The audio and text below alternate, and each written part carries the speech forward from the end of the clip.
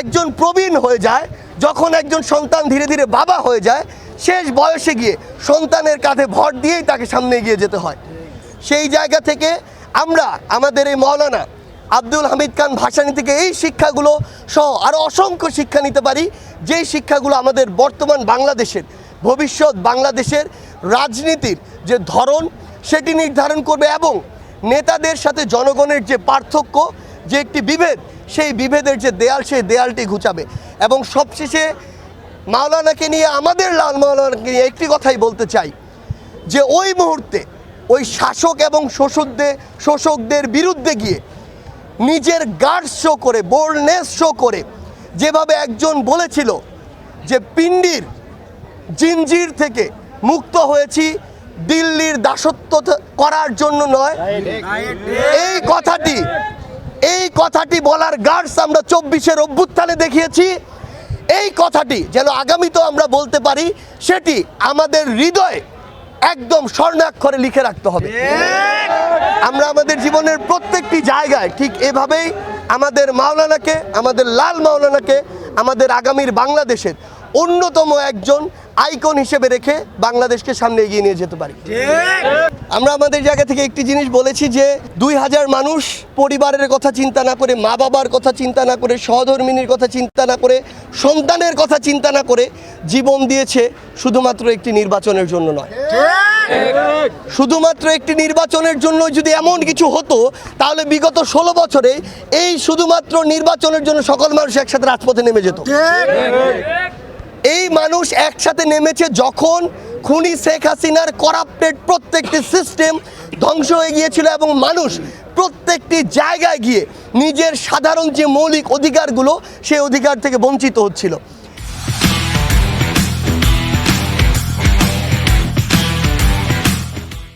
প্রত্যেকটি সাধারণ মানুষের যখন সাধারণ একটি সেবা পেতে দেয়ালে পিঠ থেকে যাচ্ছিল, মানুষকে টাকা দিতে হতো, সিন্ডিকেটের কাছে জিম্মি হতে হতো, তখন এই সামগ্রিক সিস্টেমগুলোর বিরুদ্ধে মানুষ, ছাত্র জনতা একসাথে ঐক্যবদ্ধ হয়ে রাজপথে নেমেছিল। তাহলে এই অভ্যুত্থানের একটি ন্যূনতম ডিমান্ড হচ্ছে ওই ধ্বংস হওয়া সিস্টেমগুলোর মিনিমাম একটি সংস্কার করা। এখন বাংলাদেশের যে কোনো রাজনৈতিক দল যদি তাদের জায়গা থেকে মনে করে এই ধ্বংস হওয়া নির্বাচন ব্যবস্থা, আইন শৃঙ্খলা ব্যবস্থা, বিচার ব্যবস্থা সহ বাংলাদেশের অন্যান্য যে গুরুত্বপূর্ণ ব্যবস্থাগুলো রয়েছে, এগুলো 6 মাসে সংস্কার করা সম্ভব, তাহলে আমরা আমাদের জায়গা থেকে মনে করি যে তারা অবশ্যই এখনও তাদের যে বিবেকবোধের জায়গাটুকু, সেটুকুর যতটুকু বহিঃপ্রকাশ আমরা প্রত্যাশা করি ততটুকু তারা করছেন না। এটুকু তারা তাদের জায়গা থেকে করেননি বলেই 16 বছরে যেই সমাধানটি রাজনৈতিকভাবে হওয়া দরকার ছিল, যেই খুনি হাসিনার পতন রাজনৈতিকভাবে হওয়া দরকার ছিল, সেই খুনি হাসিনার পতন হয়েছে ছাত্র জনতার এই আন্দোলনের মধ্য দিয়ে। আমরা আমাদের জায়গা থেকে মনে করি, আমরা এই অন্তর্বর্তীকালীন সরকারকে 3, 4, 5 বছরও ক্ষমতায় থাকার কথা বলছি না, কিন্তু কেউ যদি বলে 6 মাস, এর মতো অযৌক্তিক কোনো কথা আর হতে পারে না। আমার একটি নির্বাচন সুষ্ঠু হওয়ার জন্য শুধু কি একটি নির্বাচন কমিশন দরকার? এই নির্বাচন ব্যবস্থাকে কেন্দ্র করে আমার একটি স্বচ্ছ আইন শৃঙ্খলা রক্ষাকারী বাহিনী দরকার, যে তার দায়িত্বগুলো ঠিকমতো পালন করবে।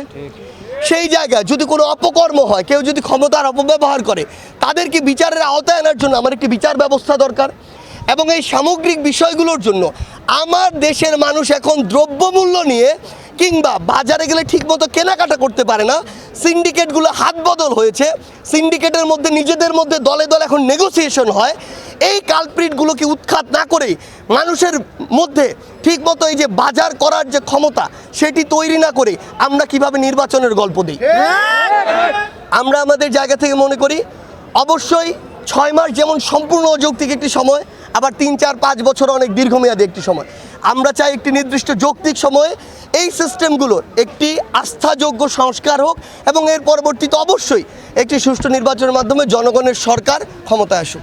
যদি একটা নির্বাচনের মাধ্যমে একটা সরকারের পরিবর্তন হতো, 100 দিন দিয়ে আমি তাকে অনেকটাই জাজ করে ফেলতে পারতাম, কিন্তু যখন অভ্যুত্থানের ভিতর দিয়ে হয় এবং ফ্যাসিস্টদেরকে পতন ঘটিয়ে নতুন একটি সরকার আসে, সবচেয়ে গুরুত্বপূর্ণ যে জিনিসটি হচ্ছে, শূন্য থেকে আপনার এই সিস্টেমগুলোকে ধ্বংস করে যদি -10-এ নিয়ে যাওয়া হয়, এই সরকারের প্রথম কাজটি করতে হয়েছে বা হচ্ছে -10 থেকে আগে শূন্যতে আনা। এরপরে আপনি ধীরে ধীরে এই ডেভেলপমেন্টটি দেখতে পাবেন।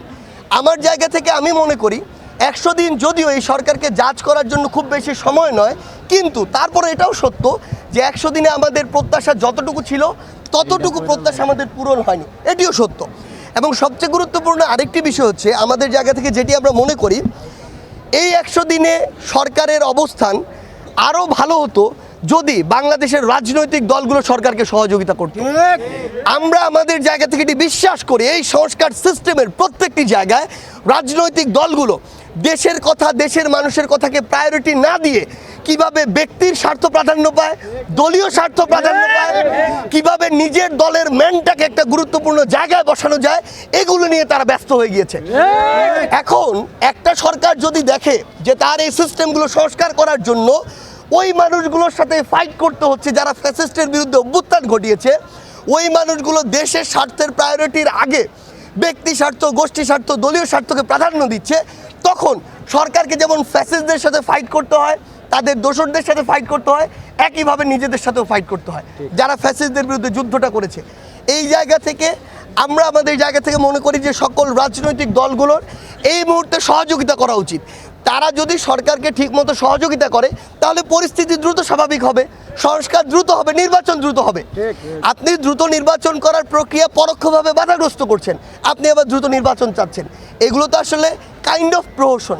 এই জায়গা থেকে আমরা মনে করি আমাদের রাজনৈতিক দলগুলো বা ফ্যাসিস্টের বিরুদ্ধে যারা আমরা একসাথে এই অভ্যুত্থানে সংগ্রাম করেছি, আমরা অন্তর্বর্তীকালীন সরকারের কঠোর সমালোচনাও করব, তাদের তির্যক মন্তব্যও করব যদি তাদের কোনো কিছু ভুল হয়, কিন্তু তাদের গতানুগতিক যে তাদের যে কাজগুলো করার সেগুলোতে যদি আমি বাধাগ্রস্ত করি তাহলে তাদের চলার যে পথ সেই পথটা সহজ হবে না। এই ক্ষেত্রে আমাদের জায়গা থেকে মনে হয় আমাদের সহযোগিতাটুকু করা উচিত। আরেকটি জিনিস আমি আমার জায়গা থেকে মনে করি, অভ্যুত্থান ঘটেছে একটি চূড়ান্ত পর্যায়ে, তখন মানুষের যে এক্সপেকটেশন, প্রত্যাশা, এটা ছিল সর্বোচ্চ লেভেলে। এই অভ্যুত্থান বা এই প্রত্যাশাটা অভ্যুত্থানের পরে একটা স্ট্যান্ডার্ড লেভেল পর্যন্ত নেমে আসবে, কিন্তু আমাদের এবং সরকারের চ্যালেঞ্জ হচ্ছে ওই স্ট্যান্ডার্ড থেকে আমাদের প্রত্যাশা যেন নিচে নেমে যায়, আমরা যেন তাদের থেকে বিমুখ না হই, এই চ্যালেঞ্জটি সরকারকে অবশ্যই নিতে হবে। কিন্তু আমরা আমাদের জায়গা থেকে বিশ্বাস করি যে তাদের একত্রিত হয়ে একটি নতুন রাজনৈতিক দল বাংলাদেশে থাকা উচিত। কি কারণে? কারণ বাংলাদেশে আসলে এই মুহূর্তে ওই যে অনেক জুজুর ভয় দেখে অনেকে বলছে -1 -2 ফর্মুলা। আমরা বিশ্বাস করি বর্তমান বাংলাদেশের ডিমান্ড হচ্ছে -2 না, বরং +2 ফর্মুলা। যখন বাংলাদেশের প্রধান রাজনৈতিক দল 2টার জায়গায় 4টা হবে, তখন রাজনৈতিক দলগুলোর মধ্যে মানুষের জন্য কাজ করার যে প্রতিযোগিতা সেটি বৃদ্ধি পাবে, এবং এক দল আরেক দলকে প্রতিপক্ষ মনে করা, নিজেদের মধ্যে নেগোসিয়েশন করা কিংবা ডিল করে একবার এই ক্ষমতা আসবে একবার এই ক্ষমতা আসবে, এই চর্চা থেকে বের হয়ে আসার জন্য আমাদের বাংলাদেশের নতুন এবং গুরুত্বপূর্ণ আরও রাজনৈতিক দল দরকার। সেক্ষেত্রে বাংলাদেশের মানুষ যদি এই সমর্থনটি তাদের জায়গা থেকে জানায় যে ছাত্র জনতা ঐক্যবদ্ধভাবে একটি রাজনৈতিক দল গঠন করবে, তাহলে অবশ্যই বাংলাদেশে আবার নতুন কোনো রাজনৈতিক দল হয়তো খুব দ্রুতই দেখা যাবে।